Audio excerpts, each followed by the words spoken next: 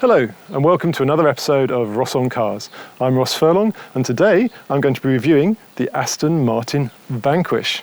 So stay tuned.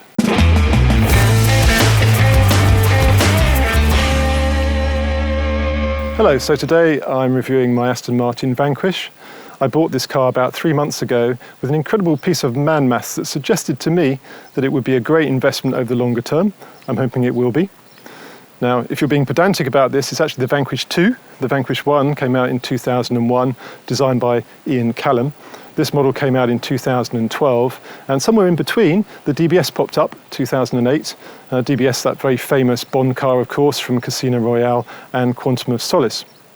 The designer of this Vanquish was Marek Reichman, and he not only wanted to make it an evolution of the DBS, but he also wanted to bring in some design cues from Aston's 177 hypercar, the £1 million car they launched in 2008. So when you go around the car, you start to see some real clear design borrowings from the 177. So you can see these side strakes here are taken from the 177. They're in carbon fibre and they go almost up to the door handle here, all the way along, which again was a 177 design. The 177 has these almost Testarossa style side panels on it. If you come around the back of the car, some other 177 design features. These rear lights here, or LED lights as Aston described them, they are straight off the 177, and also someone pointed out to me at Aston Martin that the shape of the rear lights is designed to match the badge, which again is a very nice feature. This spoiler here, incidentally, Dr. Ulrich Bez, who was CEO of Aston at the time, said that this design feature here had to look impossible to make. And, well, frankly, the whole car looks impossible to make to me. But there's some very nice options on this car. So, for example, these 20-spoke diamond turn black gloss alloys. The standard wheels were 10-spoke. Behind that you've got these carbon ceramic brakes, ventilated, very, very big, stop the car very, very fast. There's lots of exposed carbon fibre on this car. The chassis, in fact, was largely carbon fibre, which made it a lot lighter than the DBS before it. And the exposed carbon fibre continues sort of around the car at the front and the rear. The spec of this car, actually was spec'd by Aston Martin in Mayfair. The first owner I've been chatting to online, he said that he bought it as a demonstrator, so he didn't actually spec the car. He bought it in, I think, December 2015, so very nice Christmas present for him. I think the spec's very nice. You've got this onyx black, and then you've got this sandstorm interior. So it's a very lovely place to be in here. If you could smell what it smells like, lovely Bridge of Weir leather from these chairs and the dashboard. It's got Alcantara in the chairs as well, which is a rather beautiful feature here. These lovely, lovely seats.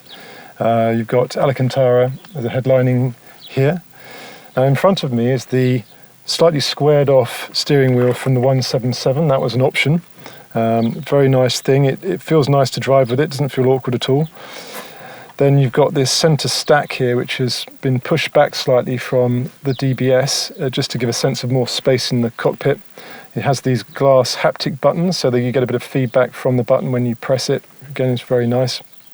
There's some lovely retro design features in here. So, for example, this sun visor here is exactly the same as you might find in a DB5, even right down to the hinges here.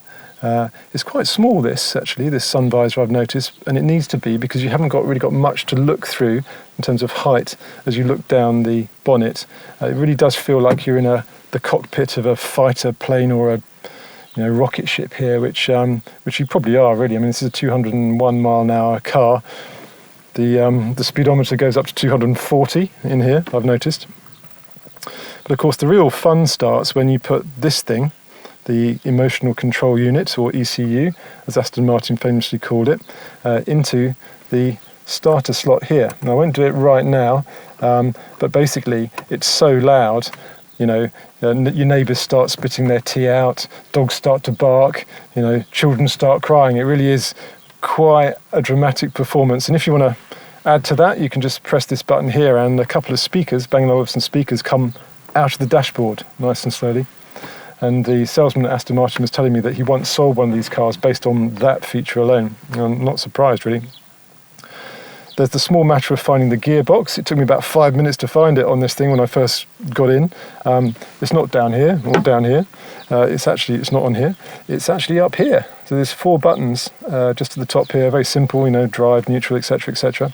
And once you've found the gearbox, there's just one last hurdle to overcome. You've got to let off the old-fashioned parking brake, which is down here on your right-hand side. Let that down, and then all that's left really is to start it up.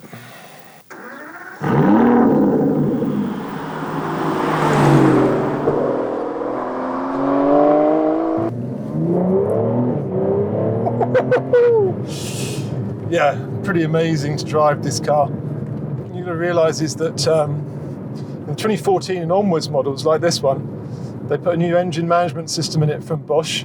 They put a new 8-speed Touchtronic gearbox in it, upgraded the springs and the dampers also.